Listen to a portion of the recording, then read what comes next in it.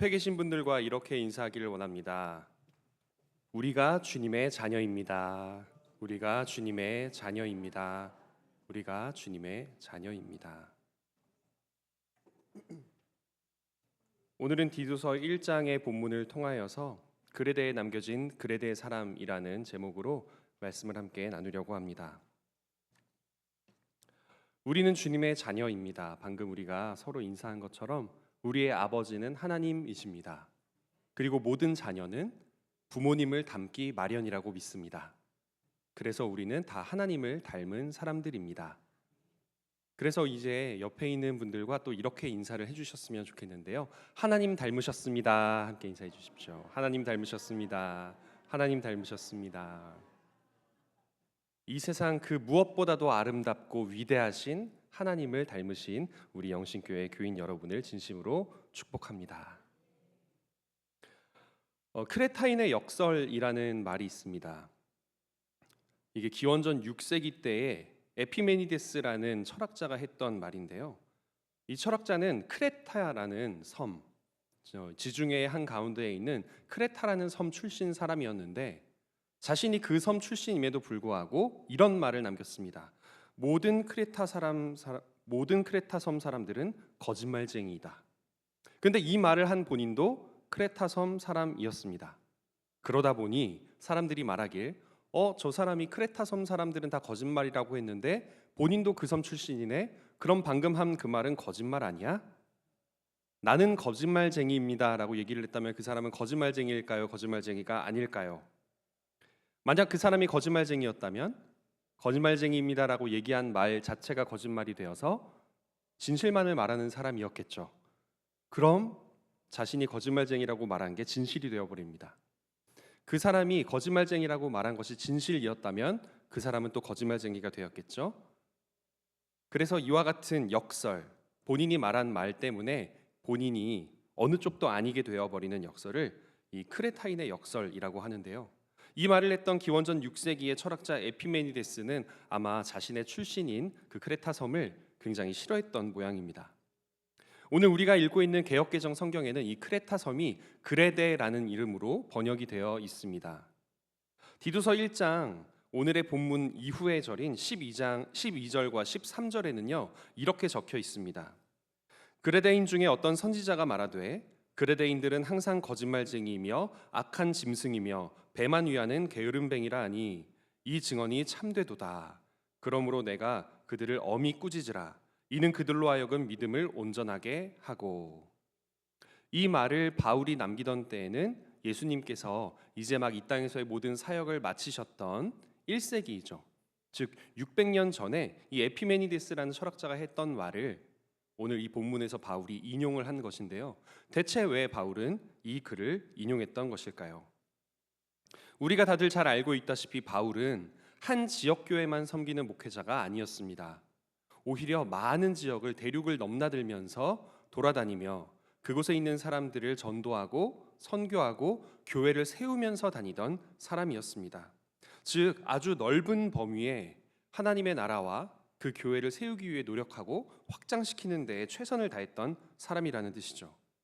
그런 바울이기에 바울이 하는 모든 일들에는 한 가지 역할이 따라붙게 되었는데요. 그것은 바로 자신의 가르침을 그 자리에서 많은 사람들에게 똑같이 가르칠 수 있는 사람을 세우는 것이었습니다. 예를 들면 디모데 전후서에 그 편지를 받는 대상인 디모데가 그런 사람 중에 하나였고, 또 오늘의 이 본문인 디도서를 받는 이 디도 역시 그런 사람 중에 하나였습니다. 디도 역시 바울의 제자이자 바울의 동역자로서 이 그레데 섬이라는 큰 섬에 있는 여러 마을, 여러 성들을 다독이고 또한 가르치며 성도답게 살아갈 수 있게 하기 위한 역할을 맡았던 사람이기에 한 동네의 한 건물에 한 교회를 섬기던 사람은 아니었던 것입니다. 넓은 지역을 돌아다니며 그곳에 새로운 사람들을 세워야만 했던 사람입니다. 바울보다 조금 스케일이 작기는 하지만 디도 역시 바울처럼 자신의 가르침을 잘 지켜 행하고 다른 사람들에게 가르쳐야 할 사람들을 세워야 하는 역할을 맡았던 것입니다. 바울은 이 기원전 6세기의 에피메니데스가 얘기한 크레타인의 역설을 통해서 이렇게 힘든 역할을 맡고 있었던 디도에게 그레데 사람들한테 하나님에 대해서 가르치기 참 힘들죠? 예수님 닮게 만들기 정말 힘들죠? 그런데 잘 가르치지 않으면 생명의 성령의 길이 아닌 다른 길로 갈지도 모르니까 잘 부탁합니다라고 농담처럼 디도를 응원해 준 것 같습니다. 그런데 이 디도에게 바울의 목회 서신인 디도서가 도착할 무렵 이 그레데 섬은 과거 에피메니데스가 얘기했던 것처럼 거짓과 불신이 있었던 곳이었습니다. 거짓 교사들로 인해서 도덕적으로 타락하고 또 제대로 된 기독교 교리가 아닌 다른 교리를 받아들이는 바람에 이단적인 공격을 받았습니다. 짧지만 같은 목회 지침서인 디모데 전서의 내용을 함축적으로 요약을 한 것처럼 이 디도서에는 구원과 또 재림과 복음에 대한 내용이 들어있는데 그와 같은 내용들이 들어있다는 것은 곧 바울이 보기에 구원에 대해서도 재림에 대해서도 복음에 대해서도 이 그레데 섬 사람들이 제대로 된 지식을 가지지 못했다는 것을 뜻합니다. 바울이 모든 곳에 있을 수 없고 또한 디도가 모든 곳에 있을 수 없기에 그들은 예수님을 닮은 사람들을 그곳에 세워야만 했는데요. 이런 유대인 속담이 있습니다. 신은 모든 곳에 있을 수 없기에 어머니를 만들었다. 작가 정제복의 책 제목으로 쓰임받기도 했던 속담인데요. 신은 모든 곳에 있을 수 없기에 어머니를 만들었다. 유대인들이 이 속담을 가지고 있었던 이유는 어머니로부터 그 하나님의 사랑을 배울 수 있다라는 것과 더불어서 결국 그 사람의 신앙 교육과 또 올바른 신앙의 생활을 보여주는 본보기는 어머니로부터 말미암는다라는 것을 뜻했던 것 같습니다. 그렇기 때문에 바울처럼 디도 역시 부모님의 마음으로 성도들을 돌볼 장로들, 교회의 지도자들을 세워야만 했습니다. 오늘의 본문 5절의 말씀을 보면 그와 같은 마음이 잘 드러나 있는데요. 우리 한 목소리로 읽기를 원합니다. 내가 너를 그레데에 남겨둔 이유는 남은 일을 정리하고 내가 명한 대로 각 성에 장로들을 세우게 하려 함이니. 아멘. 디도는 이제 그레데에 남아서 그레데 섬의 주민이 되면서 또한 교회의 어른이 되어 그레데 섬에 살고 있는 모든 성도들에게 예수님을 가르치고 예수님 말씀대로 지켜 행하게 만들어야 하는 막중한 임무를 맡았습니다. 그런데 교회 지도자의 가장 중요한 덕목은요, 바로 덕스러운 삶 그 자체였습니다. 그래서 오늘의 본문 6절 말씀도 함께 읽어보기를 원합니다. 책망할 것이 없고 한 아내의 남편이며 방탕하다는 비난을 받거나 불순종하는 일이 없는 믿는 자녀를 둔 자라야 할지라. 아멘. 제가 문제를 하나 내드리도록 하겠습니다. 다음 중 그만 좀 드세요라는 말을 누가 더 많이 들을까요? 1번 날씬한 김용현 목사님, 2번 김민호 목사. 누가 더 많이 들을까요?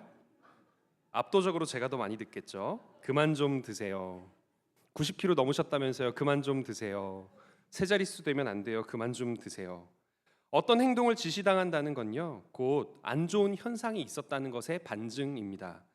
음식점에 가끔 보이는 고객님의 소리를 적어주세요라는 메모박스에 보면 가끔 청결한 사람 고용하시는 게 좋을 것 같아요, 이런 글이 적힐 때가 있는데 그 말인즉 종업원들이 손을 씻지 않은 채 서빙을 하거나 요리를 하다가 고객들에게 발견됐다는 뜻이겠죠.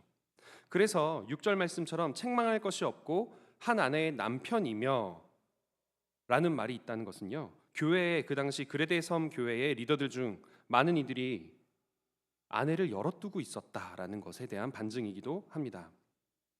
또한 방탕하다는 비난을 받거나 불순종하는 일이 없는 믿는 자녀를 둔 자라야 할지라라는 말은요, 그 당시 그레데 섬을 지도하고 있었던 신앙적 지도자들 중에 일부는 자녀들이 방탕하고 불순종한 삶을 사는 것을 어찌하지 못했다는 반증이기도 합니다.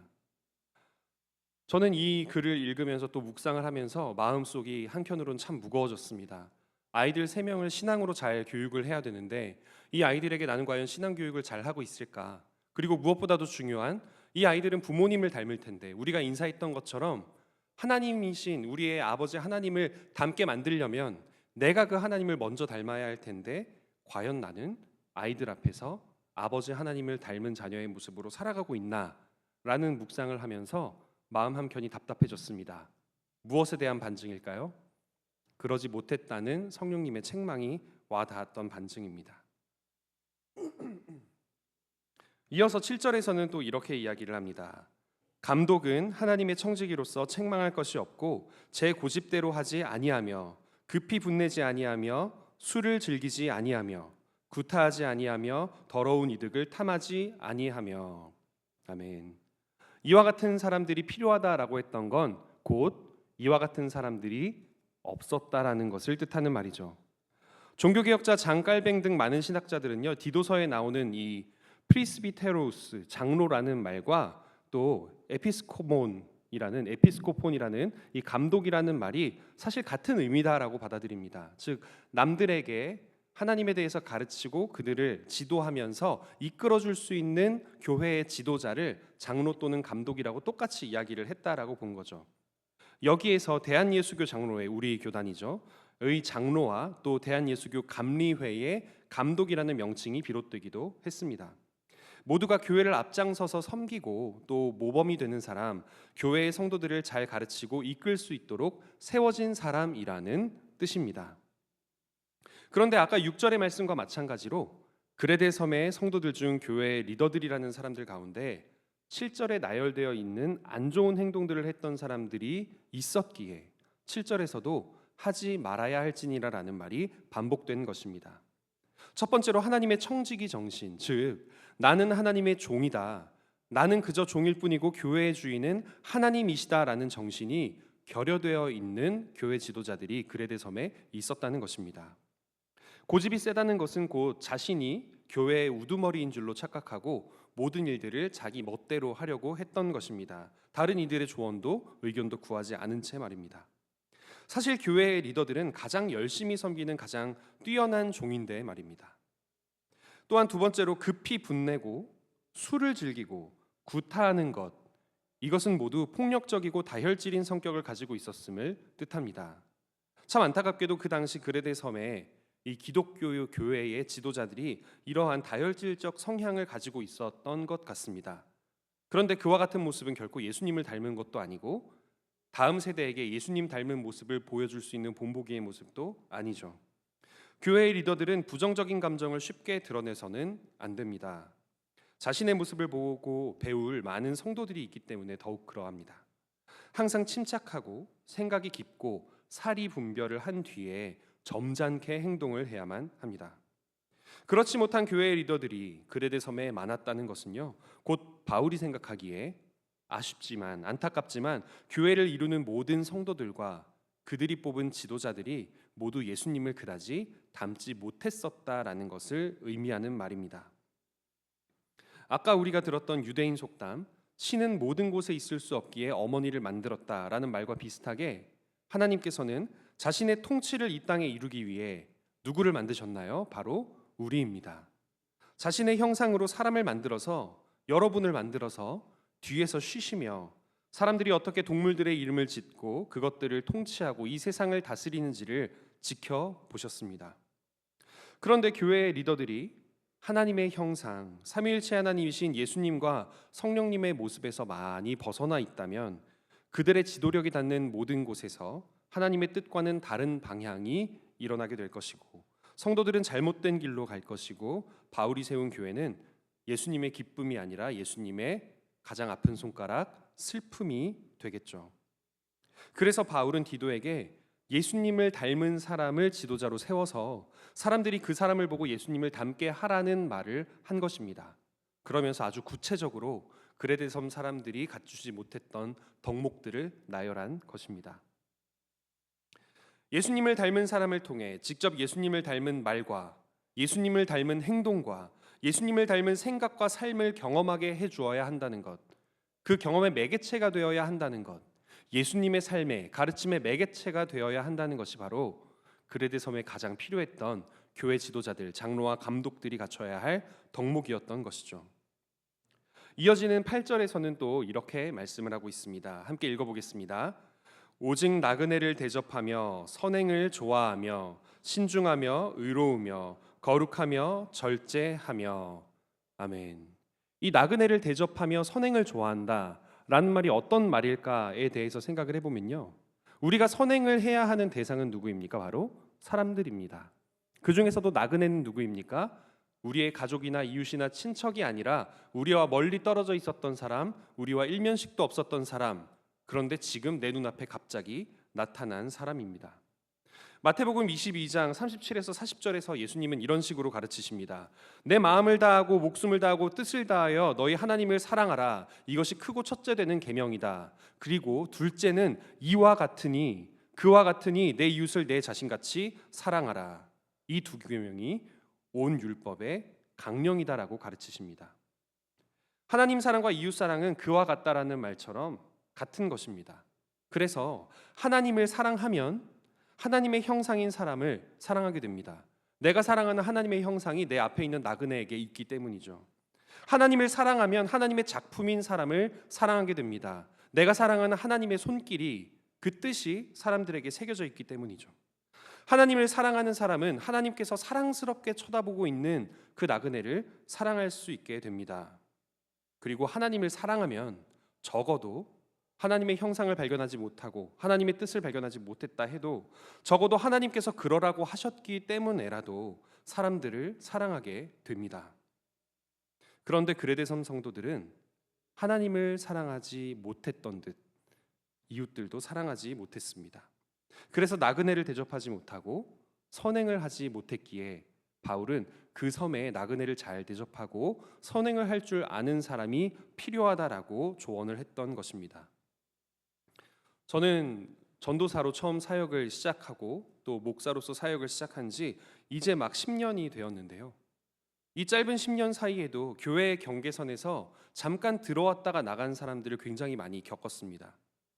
그런 사람들은요, 마치 우리가 어느 사회나 직장에 부적응을 하듯 교회라는 인간이 모여있는 공동체에도 적응을 하지 못하고 살짝 발만 담궜다가 깜짝 놀라거나 되어서 튕겨나가곤 했습니다. 왜 그럴까요? 자신을 있는 그대로 받아주는 성도들이 생각보다 많지 못했기 때문입니다. 설령 많은 사람들이 자신을 있는 그대로의 모습으로 받아들여 준다 해도 그들 가운데 누군가가 자신을 받아들여 주지 못했기 때문에 그 모습을 보고 상처를 받으며 떠나갔던 것이죠. 나그네가 정착할 수 있는 교회가 되어주지는 못하더라도 나그네가 잠시 머무는 동안 예수님의 따뜻한 사랑과 복음을 또 천국에서의 기쁨을 잠깐이라도 경험할 수 있어야 하는데 그러지 못한 경우가 있었던 겁니다. 이 짧은 10년의 목회의 길에도 말입니다. 그레데 섬에도 마찬가지의 일들이 있었던 것 같습니다. 나그네들이 교회의 교인들로부터도 선행을 받지 못하고 환대를 받지 못하는 모습을 보고 바울은 얼마나 안타까웠을까요? 자기 발로 교회에 찾아와서 하나님을 믿겠다고 예수님을 나의 구원자로 영접해 보겠다고 예배드려 보겠다고 했는데 그레데 섬 사람들이 나그네를 싫어하고 선행하지 않고 악행을 하여 그들이 그 교회에 부적응하는 바람에 하나님 나라의 공동체는 원래 이런 건가? 천국을 믿는다는 예수님의 제자들도 그냥 이 모양인 건가 하며 얼마나 많은 영혼이 지옥길로 가게 되었겠습니까? 하나님을 사랑한다고 열심히 찬양하고 기도해도 과연 그 모습이 진실되게 하나님께 느껴졌을까요? 우리 교회는 그렇지 않은 교회임이 너무나도 다행입니다. 또한 우리 교회가 우리 교회의 교인이 아니어도 또는 예배를 잘 안 드리는 장기 결석자라도 많이 환영해주고 또 환영하기 위해 여러모로 노력하고 있는 모습이 얼마나 다행인지 모릅니다. 적어도 우리가 이 그레데 섬에 살고 있었던 사람들이 지었던 큰 실수를 짓지는 않고 있기 때문입니다. 사실 교회에 적응을 못해서 이 교회 저 교회를 떠돌아다니는 사람들은요, 죽을 때까지 어느 한 교회에 적응 못합니다. 본인의 성격도 또 본인의 성격을 받아줄 수 있는 상대방도 모자람이 있기 때문입니다. 6개월에서 길면 2년 정도 떠돌아다니다가 언젠가 어느 교회에서 그나마 정착해서 한 3, 4년 지내다가 또 다른 교회로 떠돌아다니거나 아니면 아예 교회 바깥으로 나가버리게 되는 경우가 많죠. 그렇기 때문에 우리는 나그네가 있을 때 우리 교회에 잠깐 경계선에 스쳐 지나가는 사람이 있을 때 그 동안만이라도 따뜻하게 대해줄 수 있어야 합니다. 우리의 따뜻함이 쌓이고 또 어딘가에서 그리스도인의 따뜻함이 쌓이면 그 사람은 언젠가 어딘가에서 잘 정착할 수도 있을지 모르기 때문입니다. 그래서 이 8절 말씀 오직 나그네를 대접하며 선행을 좋아하며 라는 말은요, 곧 우리의 복음을 전하는 사람들을 전도하는 태도와도 관련이 있는 것입니다. 또한 이 8절 말씀의 하반절을 보면 교회의 리더들은 신중하며 의로우며 거룩하며 절제하며라고 되어 있습니다. 성경에 몇 개 안 되는 목회 서신, 목회 지침서에서 이르기를 교회는 어떤 사람을 리더로 세워야 하느냐 하니까 바로 신중하고 의롭고 거룩하고 절제하는 사람이라고 말하고 있었던 것입니다. 여기서 말하는 신중하다라는 것은요, 주식 투자를 하기 위해 또는 부동산 투자를 하기 위해 신중하다는 것이 아닙니다. 하나님의 뜻이 무엇일까에 대해서 진지하게 생각한다는 것이죠. 내 귀에 들리는 다른 사람들의 의견, 다른 사람들의 말, 여론, 분위기 같은 것에 휩쓸리지 않고 오직 지금 나를 바라보고 계신 창조주 하나님의 뜻이 무엇일까를 신중하게 생각한다는 것입니다. 리더인 나도 사람이기 때문에 자신의 마음조차 의심해야만 가질 수 있는 덕목입니다. 왜냐하면 아무리 뛰어난 믿음을 가지고 있는 사람이라도 예수님이 아닌 이상은 육체적인 생각으로 영적인 판단을 그르칠 수 있기 때문입니다. 그래서 영적으로 성숙한 사람은 누구보다도 더 겸손한 태도로 신중을 기하게 됩니다. 또한 의롭고 거룩하다는 것은 하나님과 사람들 관계에서 흠이 없기 위해 노력한다는 것을 뜻합니다. 아까도 말씀드렸듯이 우리는 다 흠이 있는 사람들입니다. 흠이 없는 사람은 없습니다. 그렇다면 예수님이 이 땅에 오실 필요도 없었겠죠. 하지만 그 흠을 어떻게든 지우려고 노력하는 사람과 그냥 두는 사람은 굉장히 큰 차이가 있습니다. 제가 예전에 만났던 한 목사님은요, 오래전의 이야기입니다만 교회 차를 운전하실 때 굉장히 조심스럽게 운전을 하시고 앞에서 천천히 가는 차가 있어도 절대 클락션을 울리지 않고 창문을 내린 뒤에 저기 혹시 무슨 일 있으세요? 하고 물어보며 정지선은 딱딱 지키고 지나가던 사람들이 있으면은 먼저 지나가세요 하면서 보내주는 그런 목사님이 계셨는데요. 그 목사님의 개인 차량을 타고 고속도로로 올라가는 순간 이 모든 것이 가식이었구나 라는 것을 느낀 적이 있었습니다. 나중에 여쭤보니까 이 목사님이 하시는 말씀이 자신이 교회 차를 운행하고 있을 때 여기에 교회의 번호와 또 로고가 붙어 있는 한은 나는 예수님을 전도하고 있는 사람이라는 생각으로 최대한 조심스럽게 운전을 한다. 그런데 나의 개인 차량을 운전할 때는 그 마음이 가끔 사라지더라라고 이야기를 해주셨었습니다. 그런데 이 목사님이 정말 대단하신 분이었던 게요, 이 목사님과 함께 집으로 귀가하던 길에 여러 가지 다른 대화를 나누고 있었는데 갑자기 이 목사님이, 저는 그냥 청년이었습니다 그때는, 잠깐만요, 저 잠깐 가가지고 누구한테 사과하고 와야 될 것 같아요 라고 이야기를 하시는 거예요. 그래서 너무 느닷없어서 무슨 일인데요 목사님, 뭐 때문에 그러세요? 라고 얘기를 했더니 지금 얘기할 수는 없는데 제가 굉장히 큰 실수를 방금 말로 저지른 것 같아서 가서 일단 사과하고 와야 될 것 같은데 먼저 집에 가세요 라고 하시는 거예요. 그리고는 막 달려서 돌아가시더라고요. 나중에 알고 보니까 그분이 다른 사람한테 사소하게 말실수를 한 게 있었는데 그 자리에선 말실수인 줄을 몰랐다가 그걸 깨닫고는 가서 바로 사과를 했던 것이었습니다. 의롭고 거룩하기 위해 노력하는 사람이 교회의 리더여야 하는 이유가 바로 여기에 있습니다. 우리는 누구도 완벽할 수 없고 누구나 실수를 하지만 그나마도 그 흠을 지우기 위해 노력하는 모습을 성도들이 보고 배우기 때문이며 우리의 다음 세대가 보고 배우기 때문입니다. 우리는 예수님이 아니고 예수님을 닮아가는 사람들입니다. 목사는 목자라고 불리지만 또한 목사는 이런 말로도 불립니다. 목자를 앞서서 따라가는 양, 앞서가는 양이 바로 목사다. 목자의 방울소리와 음성을 듣고 그분의 지팡이와 막대기가 나를 안위하여 주시기를 바라는 마음으로 다른 어떤 양보다도 먼저 앞서 나가는 양이 바로 목사다라고 이야기를 하는데요, 저도 그렇게 가장 앞에서 열심히 주님을 따라가는 양이 되고 싶습니다. 또한 오늘의 본문의 이 9절 말씀을 살펴보면요, 밑분 말씀의 가르침을 그대로 지켜야 하리니 이는 능히 바른 교훈으로 권면하고 거슬러 말하는 자들을 책망하게 하려 함이라라고 이야기를 합니다. 8절의 마지막 부분이 절제하며로 끝났는데 이 절제하며에 이어서 밑분 말씀의 가르침을 그대로 지켜야 한다라는 말이 있다는 것은 곧 하나님의 이 신실하시고 덕스러운 말씀, 이 가르침을 지키기 위해서는 나를 절제할 줄 알아야 된다라는 걸 뜻합니다. 그래서 교회의 리더는 자신의 육체적인 소욕을 절제하며 주님의 말씀의 가르침을 그대로 지키는 사람입니다. 아마도 그레데 섬에 있었던 성도들과 그 교회의 지도자들이 그와 같은 성품을 갖추지 못하고 무절제한 삶을 살았던 것 같습니다. 하지만 절제할 줄 아는 사람, 자신을 절제하면서 하나님 말씀대로만 살아가는 사람들은 이런 삶을 삽니다.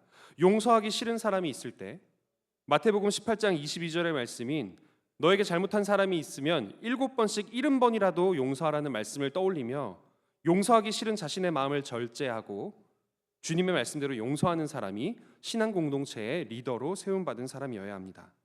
화해하기 싫은 사람이 있을 때 마태복음 5장 24절의 말씀인 너희가 하나님께 제물을 드리려다가 누군가에게 원망받을 만한 일이 떠올랐을 때 그 예물을 제단 앞에 두고 형제와 화목하고 그 다음에 예물을 드리라는 말씀을 떠올리며 화해하기 싫은 그 사람을 질책하고 싶은 나의 마음을 절제하고 주님의 말씀대로 화해하는 사람이 이 예배자들의 공동체의 리더가 되어야 하는 것이죠. 그래야만 그 예배를 하나님께서 받아주신다고 하시니 말입니다. 그래서 우리는 우리를 절제할 줄 알아야만 이 미쁘신 하나님의 말씀대로 살아갈 수 있습니다. 우리는 하나님의 말씀대로 살아가고 있는지를 어떻게 확인할 수 있을까요? 그것은 곧 묵상과 기도를 통해서만이 가능합니다. 아침에 열심히 성경을 읽으며 나는 오늘 어떤 삶을 살아야겠다라고 다짐을 하고 저녁에 다시 한번 기도하며 내가 그와 같은 삶을 살았는지를 한번 반성하며 그러지 못했다면 하나님 죄송합니다. 용서하여 주시옵소서.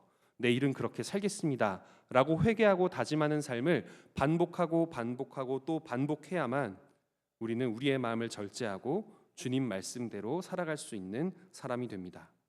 그렇기에 아마 그레데 섬 사람들 중에 교회의 지도자들에게는 매일매일 하나님의 말씀을 묵상하며 그 말씀대로 살아가려는 실천이 없었던 이들이 교회의 지도자들이었지 않았을까 생각합니다. 그리고 디도서 1장 10에서 11절의 말씀에서는요. 이제는 조금 다른 국면의 문제가 나옵니다. 10절과 11절의 말씀을 제가 읽어보도록 하겠습니다. 불순종하고 헛된 말을 하며 속이는 자가 많은 중 할례파 가운데 특히 그러하니 그들의 입을 막을 것이라. 이런 자들이 더러운 이득을 취하려고 마땅하지 아니한 것을 가르쳐 가정들을 온통 무너뜨리는도다. 여기서 말하는 할례파란 그리스도인들 중에서 유대인들이었던 사람들, 즉 유대교 신자들 출신이지만 예수님을 믿게 되어 기독교 신앙을 가지게 된 이들 가운데 육체의 할례를 받아야만 구원받을 수 있다라며 이 육체의 할례를 아주 중요하게 여겼던 사람을 뜻합니다. 이 할례파는 복음의 가장 중요한 부분을 공격했던 것입니다. 복음은 우리는 모두가 다 죄인이지만 예수님께서 십자가에서 그 보혈을 흘리시며 우리의 죄를 대속하셨기 때문에 예수님을 믿기만 하면 구원받는다라는 이 핵심적인 은총을 보여주고 있는데 그래서 종교개혁자들도 오직 믿음을 강조했던 것인데 이 할례파들은 믿음뿐이 아니라 육신의 어떤 조건도 충족해야만 한다라고 주장을 했던 것입니다. 이들의 이와 같은 주장은 예수님의 십자가에서의 희생이 완전하지 않은 것으로 만들어버리는 죄를 저지른 것입니다. 예수님께서 다 하셨기에 그저 예수님께 의지하며 당신이 저의 구원자이십니다. 저의 영혼을 당신께 의탁합니다. 낙원에서 저를 기억하여 주시옵소서 라고 이야기를 하면 그 믿음을 받고 죄인이지만 너의 죄인을 인정하고 나를 의지하는구나라는 그 믿음을 보시고 우리를 구원해 주시는 것인데 이 할례파는 거기에 더하여서 육체적인 어떤 조건이 더해져야 한다라고 이야기를 해서 예수님의 십자가에서의 희생을 불완전한 것으로 만들어버린 것이죠. 그래서 예수님 전에 그 율법주의적인 사상들, 우리의 몸에, 우리의 행동에, 우리의 삶에 어떤 조건이 있어야만 구원받을 수 있다라는 이 율법주의적인 요건이 기독교 신앙을 더럽히기 시작하니 바울은 그와 같은 할례파들을 멀리하라고 이야기를 한 것입니다. 11절 말씀처럼 이와 같은 복음을 흐리는 것들은 마땅하지 아니한 것입니다. 그 당시의 삶을 한번 상상해 보시기 바랍니다. 이제 막 기독교를 받아들인 사람들에게 있어서의 이 경전인 성경을 봤을 때 유대인들은 구약 성서를 어렸을 때부터 읽고 외워왔던 사람들입니다.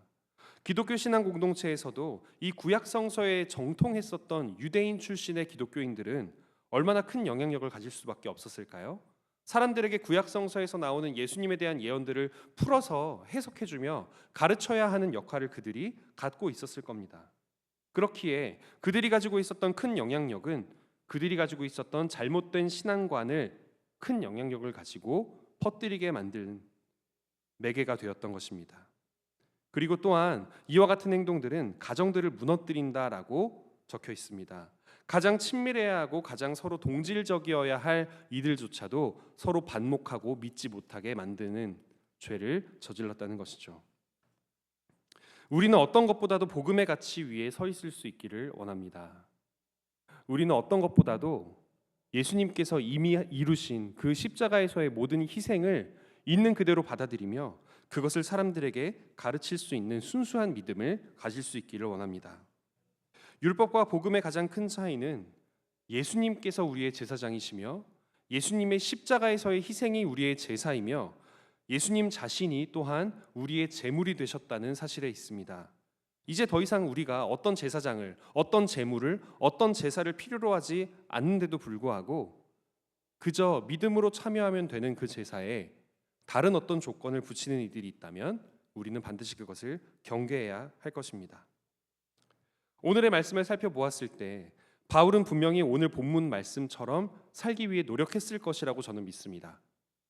성경에 다 나와 있지는 않지만 바울의 모든 삶을 멀리서 바라보았을 때 마치 하늘에 조각구름이 조금 있고 제 옷에 먼지가 조금 있더라도 멀리서 보았을 때는 저 하늘은 푸른색이고 저의 옷은 검은색이듯 바울의 삶에도 오점들이 있었을지언정 노력했기에 멀리서 보았을 때는 예수님 색깔이었을 거라고 저는 믿습니다.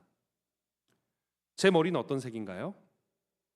가까이에서 보면은 새치가 정말 많아서 이제 새치가 아니고 세월이구나 하고 느끼는데 멀리서 보면 검은색이죠. 네. 우리의 삶도 그렇게 멀리서 보았을 때는 작은 티끌이 있다 해도 예수님 색깔일 수 있기를 원합니다. 오늘 아침에 욕해도 오전 중에 가서 사과하는, 오늘 그 사람을 미워해도 내일 다시 사랑하기 위해 다짐하는 그런 삶을 노력할 수 있는 저와 여러분이 되기를 원합니다. 마지막으로 이 말씀을 드리며 설교를 마무리하려 합니다. 사람은 누구나 물듭니다. 우리가 하나님의 친구로 하나님과 동행하는 삶을 살아야 하는 이유는 우리는 가장 가까이에 있는 이들을 물들일 수도 있고 그들로부터 물들기도 하는 사람들이기 때문입니다. 그레데의 성도들이 가진 잘못된 신앙관과 삶과 가치관은 하루아침에 형성된 게 아니었을 겁니다. 어쩌다 태어나 보니 그레데 섬 사람으로 태어났고요. 어떻게 살아가다 보니까 그레데 섬 사람들에게 영향을 받고 가르침을 받다 보니 본인도 그레데 섬 사람이 된 것이죠. 그러다 보니 자신의 생각, 자신의 신앙관, 자신의 가치관과 생각이 잘못되었다라는 생각조차 하지 못한 채 잘못된 행동과 말투를 사용하고 있었을 것입니다. 이제 그레데 섬 주민이 되어서 그레데 섬을 변화시켜야 하는 디도의 삶은 과연 편했을까요? 디도 역시 사람인데요. 당연히 그곳 사람들에게 물들 수 있었을 것입니다. 그래서 아마 디도의 삶은 굉장히 힘들었을 것 같습니다. 물들면 안 되는데, 그들을 물들여야 하는데 자신도 연약한 인간이니까 말입니다. 그런데 우리도 마찬가지입니다. 우리 역시 그레데 섬에 남겨진 그레데 사람으로서 그 사람들을 참된 그리스도인으로 변화시켜야 할 의무를 가지고 있습니다. 그래서 우리는 이 세상 풍조에 물들지 않기 위해 노력하며 동시에 이 세상에 예수님 색깔을 보여주기 위해 노력해야만 합니다. 먼저 교회 안에서, 그 다음은 가정에서, 그리고 또한 온 세상 우리가 만나는 모든 사람들 앞에서 그와 같이 노력하는 신앙인으로 살아갈 수 있는 저와 여러분이 되기를 진심으로 원합니다. 함께 기도하겠습니다.